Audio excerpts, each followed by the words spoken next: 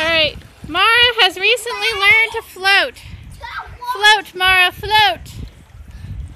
Look, it's an important life skill. You can't drown if you're above the water floating. Yay! Look, we're all excited and happy.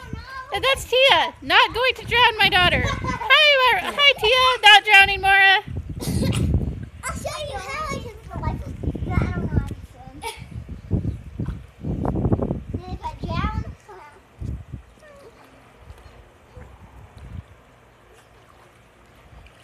This is Mara continuing to float. Floating is cool and not boring at all to watch on live TV. Alright. Alright, Mara. Tell the YouTube world where I'm going to throw this how much you love to float. Say floating rocks.